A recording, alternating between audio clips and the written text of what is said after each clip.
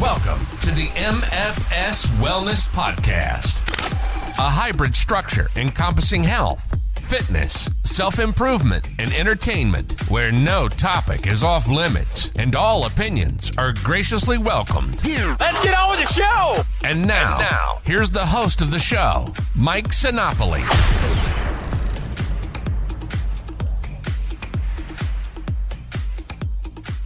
Welcome to the MFS Wellness Podcast. I am Mike Sinopoli, certified nutrition coach, consultant, counselor, call me whatever you would like. On this episode, I'm addressing something that has frustrated me for a very long time. It's created a lot of confusion. It's holding people back. It is an unnecessary, ingrained entity within our brains when it comes down to diet, nutrition, working out, body composition, any of that stuff. And it's Carbphobia. And I don't know if I made up that term or not. I'm sure I didn't. I'm sure it's been used before. But the way I describe it is basically this fear that we've taken on as human beings of one of the three macronutrients that we consume, carbohydrates.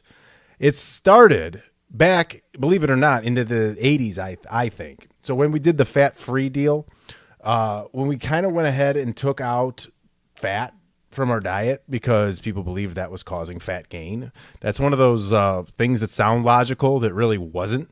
So what happened was they took the fat out of a lot of food and replaced it with sugar or maybe salts. And they had to get the taste in there somewhere because, like I've said before, where does taste come from our food? It comes from fat, it comes from sugar, and it comes from salt. There's really no other taste in our food. If you really start digging into what things taste like, and the more fat, the more sugar, and the more salt that's in it, the more palatability it has for us. It's just the way that it is.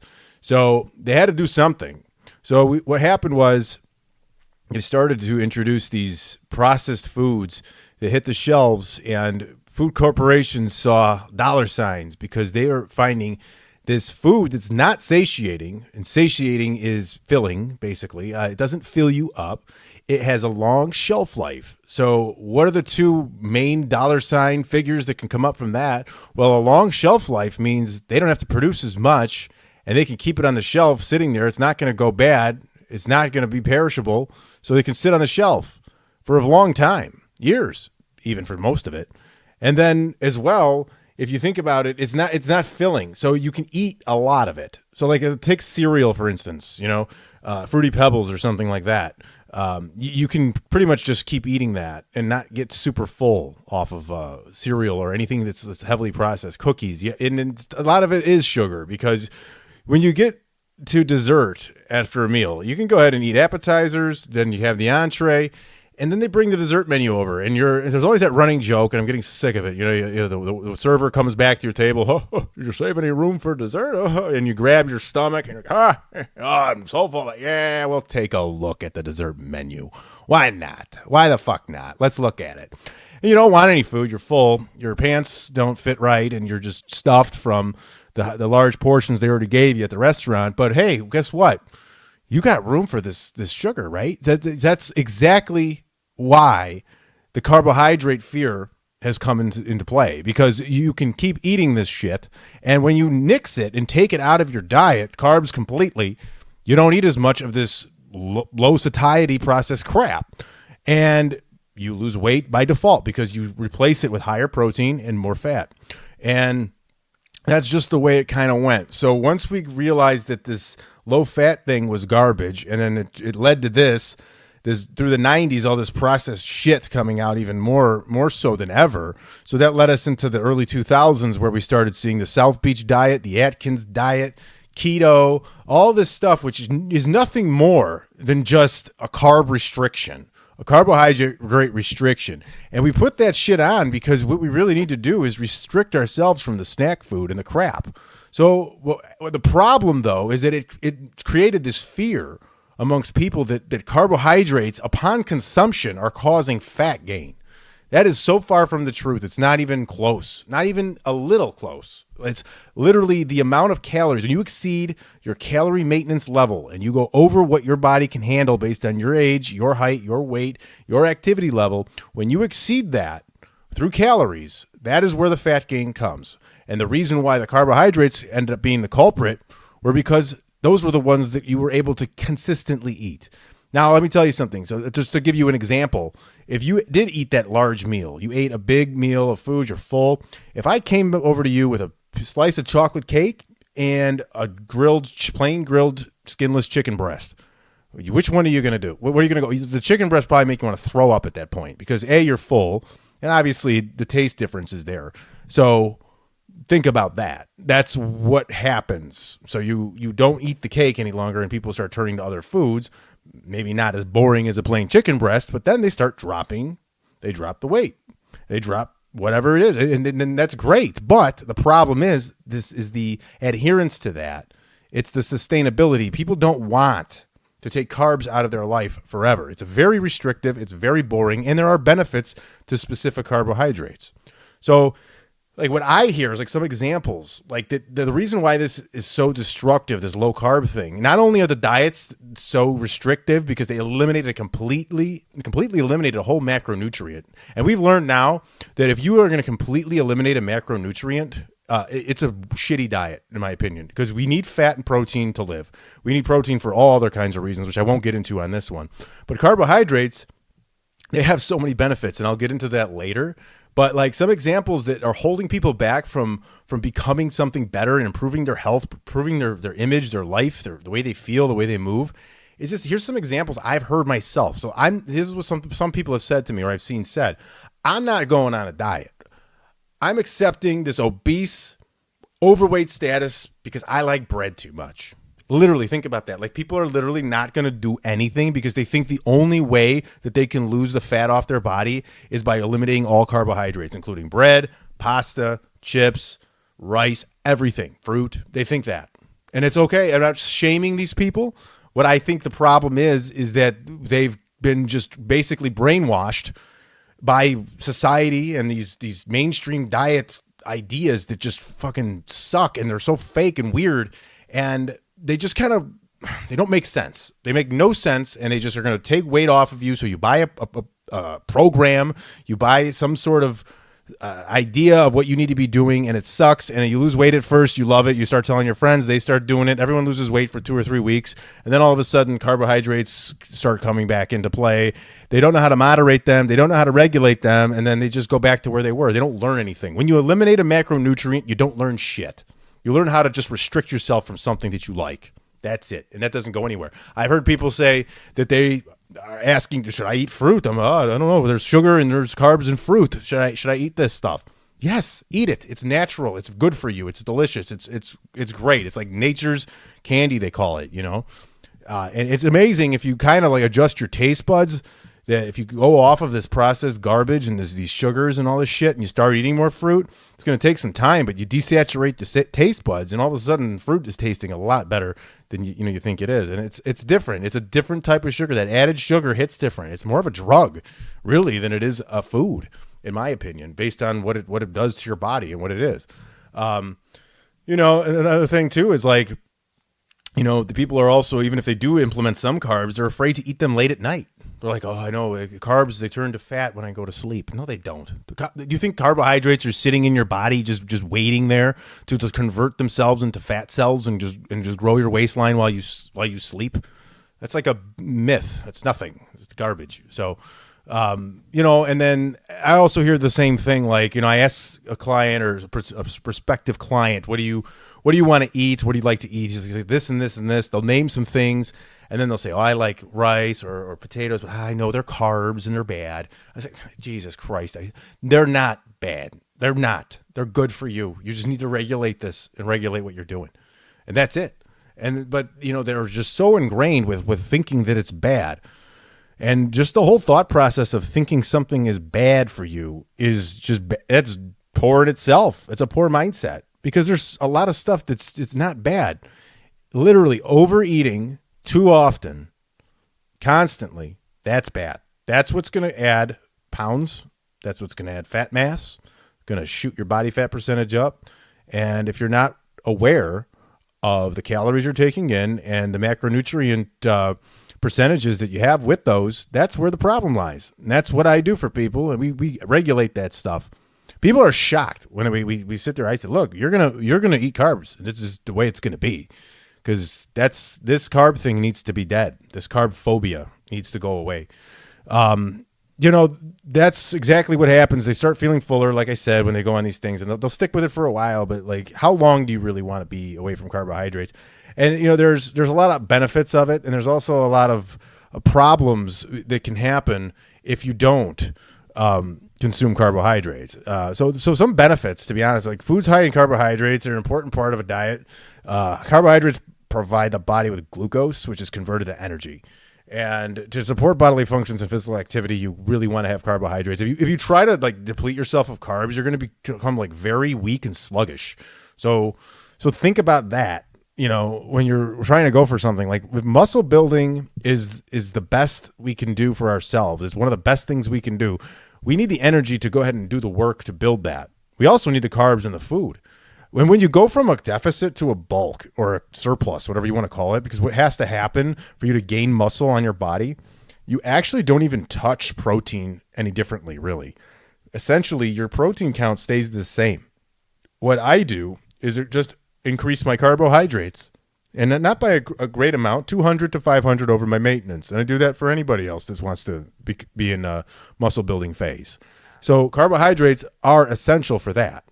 And it's without that, you're just depleted. You're not getting enough time under tension. You're not able to implement progressive overload to keep stimulating the muscle fibers to tear down and to grow.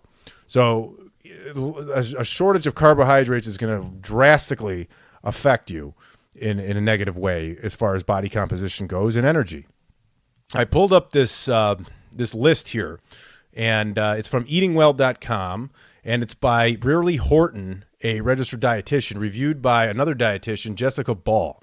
And it's 6 reasons you should be eating carbs. Okay. So here's 6 reasons, and I pretty much agree with all of them myself. I do like this. So carbs help boost your mood. So yeah, that's a thing. There's research has suspected that carbs promote the production of serotonin, a feel-good brain chemical. So there you go. If you eat carbohydrates, you're in a better mood. And I don't know about you, but this rings true for my own self because I was victim of this carb phobia at one point in my life. And I was a bitch when I didn't eat carbs. I was fucking annoyed. I was like, this is stupid. I'm not going to eat your lettuce wraps, okay? This is stupid. You see, the thing is that everybody jumped on board with this crap, these unwitches and lettuce wraps, and it's stupid. It's really silly. I'm so sorry, but it's just like, it's crazy. And, people who are on a low-carb diet have more feelings of depression, anxiety, and anger than those that didn't. So if you wanted to exchange that, I don't think that's very fun. To eliminate carbs, become more angry, more depressed, and more anxious, I'd rather just eat the carbs and figure out how to go from there, is what I'm doing. I mean, don't get me wrong. I mean, eating carbohydrates isn't going to alleviate your depression, anxiety, or anger. It's not. I know for a fact because I eat a lot of carbohydrates, and I've had my own struggles with all of those in some fashion. But anyways, carbs also, number 2 here, carbs may help prevent weight gain and might even promote weight loss. So I like that too because it's totally opposite of what we're told. So carbs may help prevent weight gain. All right. So that's great. And might even promote weight loss. So we associate carbohydrates with just fat piling on us right now. That's what people think when they eat carbohydrates. And they contain a lot of fiber, which is digestible complex carbohydrate. Fiber can keep you fuller longer. So satiety is huge. So like a lot of carbs that you want to eat are probably going to be lower on the glycemic index. If you don't know what that is, the glycemic index is a chart, and it puts a number to different carbohydrates, and it's basically how quickly it spikes the blood sugar. It's very, very much more needed for diabetics and someone maybe in a pre-diabetic stage. But if you go ahead and look at that, you'll notice the lower the glycemic level, usually the higher the fiber it's going to be, the healthier the carb. So, I'm not going to go through the glycemic index here, but usually anything 55 or under is pretty solid. But when it comes to body composition, it really doesn't matter too much because it's going to matter on the calories. Like you could just eat a bunch of lower glycemic carbs, but if you overeat them and go over your calorie ceiling, you're going to gain fat. It's just the way it is. You have a less likely chance to do so because the lower the glycemic, the higher the fiber, the more full you're going to feel, the less you will overeat those carbohydrates. I got this from Mind Pump. an example here of how processing versus not. And a bag of Lay's potato chips will have 5 full potatoes in the bag. So if you think about it, can you eat a whole bag of potato chips in a sitting or even in a day? Yeah. Are you going to eat 5 potatoes in a sitting or in a day? Probably not.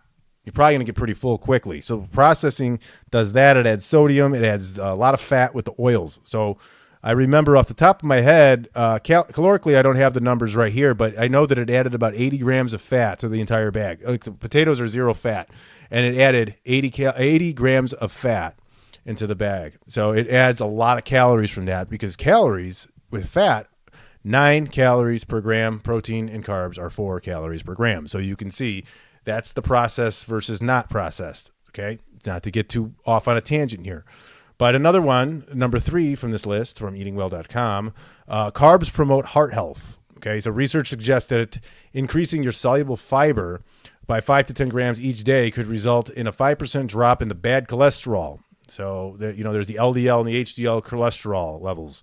So you want to go ahead and regulate those as well. There's there's always something for and against things nowadays with the internet. So it's hard to know what to believe, but cholesterol may not be as big of a threat or concern that we once thought. I don't have enough information on this to say whether it is or it isn't. So for now, I still am going to go with the whole LDL cholesterol not necessarily being the best for you. So taking that aside, when you do look at things with HDL versus LDL cholesterol, it really just comes down, same thing with the glycemic chart. It really comes down to shitty junk food versus whole natural stuff. So, which still needs to be regulated for body composition. There's 2 different ways to think about things. You got your body composition is calories, macros. You want to think about that. And your nutrients, it's your micronutrients. It's things like what's raising cholesterol, what's going on internally. So they're not, they kind of work hand in hand together, but they are separate in themselves. So that's something to think about. Number 4 here, carbs may help you reduce your waistline. Okay, maybe not, because I know you can't spot reduce fat. You can't pick where you want to lose fat from. So if you're following a plan or diet or something, and somebody tells you that a certain food targets belly fat, I'm sorry, it's garbage. It's pure shit. So I don't know how much I agree with this one, but it says that in the study, adults who ate 3 servings of whole grains a day had about 2.4% less body fat and 3.6% less abdominal fat than those who ate less than a quarter of a serving. So what they're saying here is that they lost more fat by eating the right kind of carbohydrates. Obviously, what I think happened here in the study is that they ate the right kind of carbohydrates. They got fuller faster. They ate less processed junk. So therefore, they lost body fat, and they just happened to lose it from their waistline. And most people are going to carry it in their waistline. And that's just the way it is. And a lot of times that, you want to lose that fat because it's where it piles up the most. And a lot of companies will tell you that, yeah, this burns belly fat. You're going to lose belly fat. And you know what will happen? You're going to go on this program and this plan and follow these restrictions. And guess what? The body fat is going to move. It's going to come off from the belly too, probably first, because that's usually where it will go first. But there's nothing special about it. It's just a reduction in calories, and you're in a calorie deficit, and your body's losing fat where it wants. That's all that's going to happen. So true overall, I guess, there. But I wouldn't read too far into saying that eating carbs is going to burn belly fat. That's not what happens. Okay, so number 5 here on this list, carbs may help keep your memory sharp. So this is newer to me, but I'm sure that's true, because if you're feeling like you're hungry or you're depleted or your energy's low, you're also probably mentally not feeling as stimulated as you should. So there's another reason for you. I won't get too into that because I don't know a lot about it. I guess they did some studies and did some tests on people who were in a carb restriction or eliminated carbs completely, and they did worse on memory tests. So, hey, who knows? That sounds like a good reason to still keep eating those carbs. I would. And then another one, this one's a little redundant. Number 6, carbs may help you lose body fat. We kind of went over that one in number 4. But they have something, eating a breakfast made with slow-release carbohydrates, such as whole grains like oatmeal, bran cereal, 3 hours before exercise may help burn more fat, according to a study from the Journal of Nutrition. So they're talking slow-release carbohydrates which don't spike blood sugar as high as eating refined carbohydrates, such as white toast.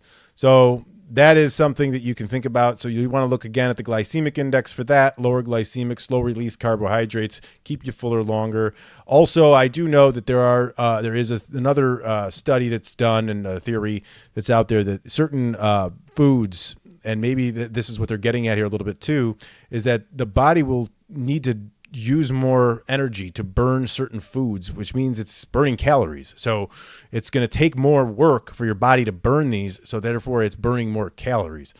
Something along those lines is another one that I know has been said out there. So it's not so much about carb restriction and elimination as it is about anything else. It's about balance.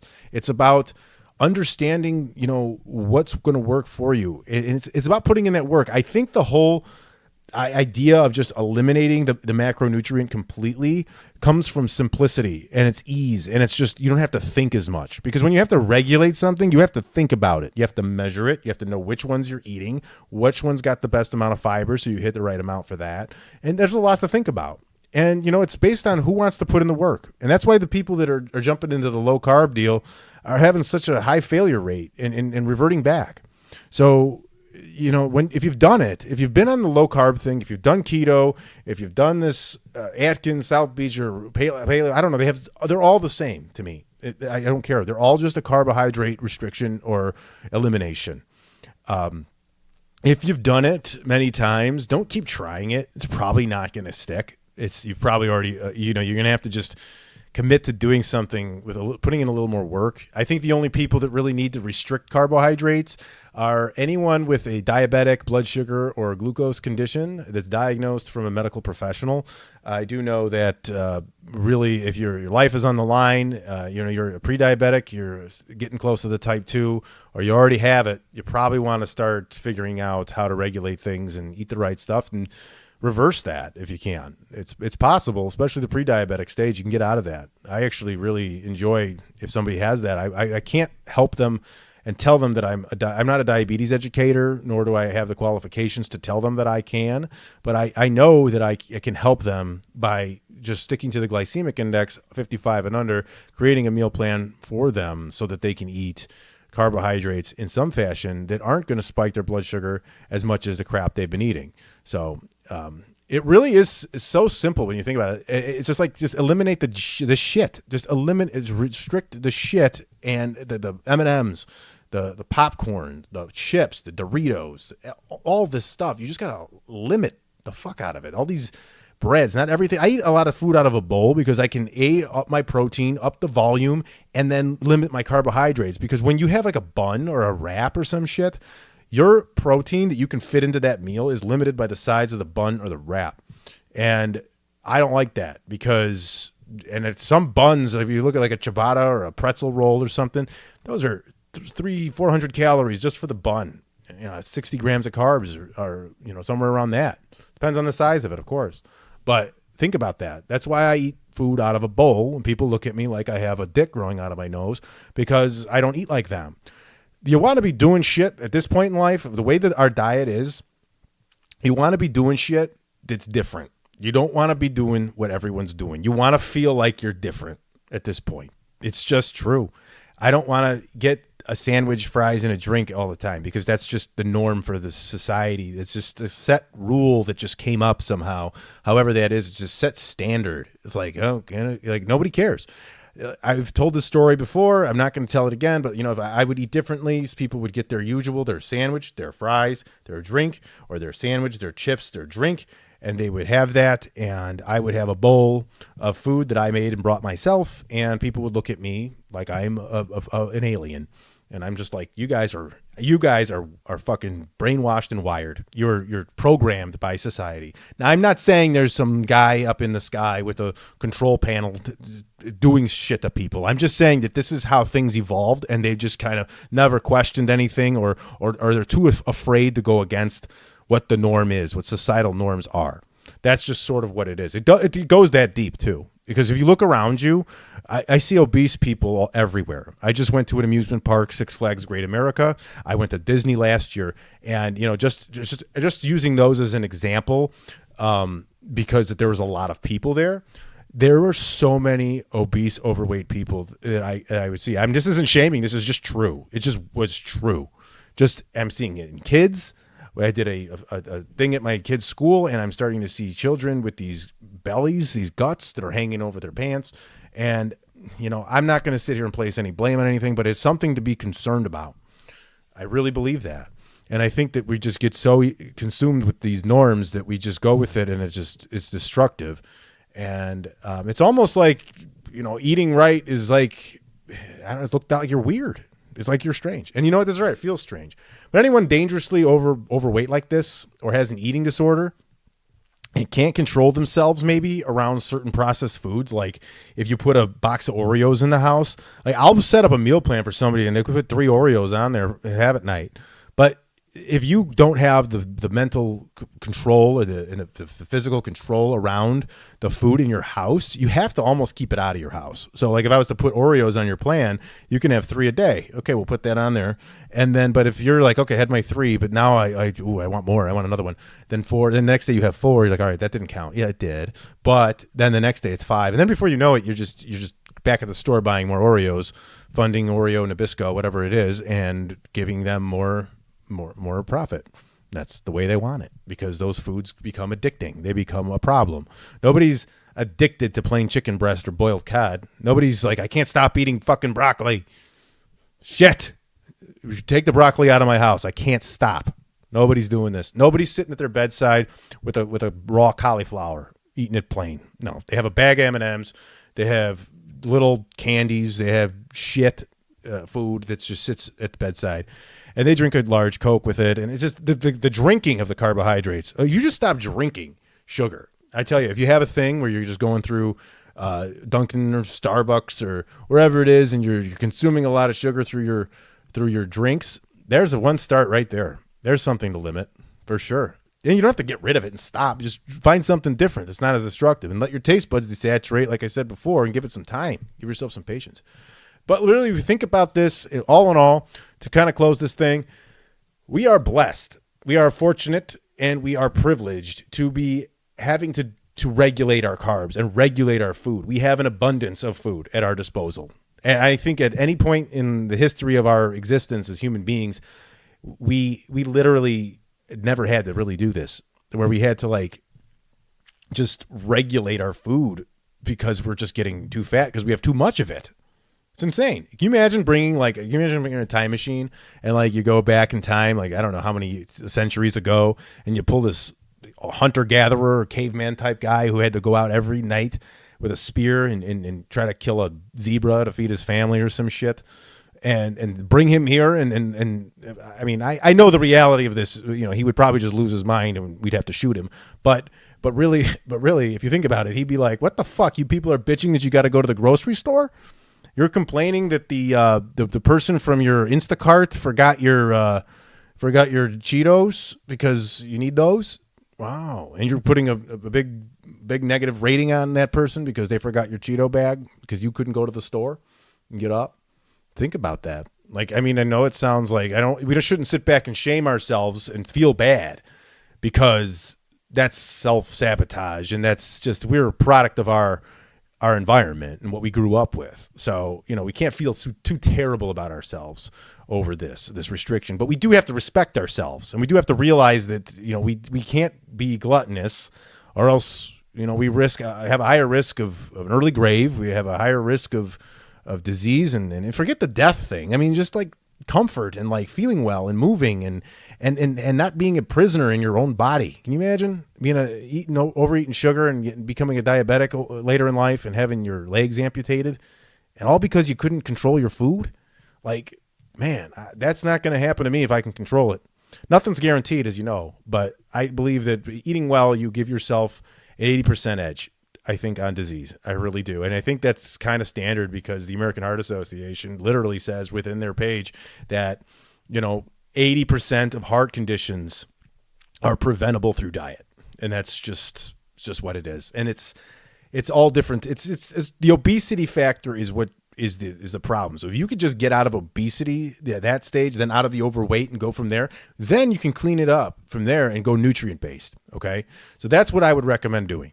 So anyways, I'm running a little long here today on this carb phobia thing, but bottom line is I don't fear the carbs.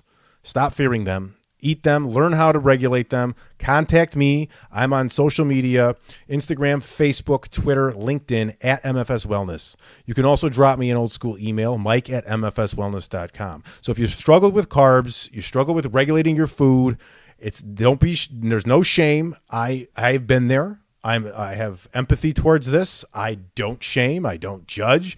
There's only one way to go, and that's to improve from where you are right now. Do not be ashamed of your past. Just take the fact that your brain is saying, I need to do something and change something, and you have that wherewithal. Respect yourself for that. Forget what you did beforehand and learn from it, if anything. But just don't beat yourself up, because beating yourself up for the past in the moment is going to fuck your future. So we want to go ahead and move forward. Make small changes. Give yourself patience. It doesn't have to happen overnight. There's no race. There's no cleanse. There's no 7-day, 14-day, 21-day, 90-day fix. It's forever.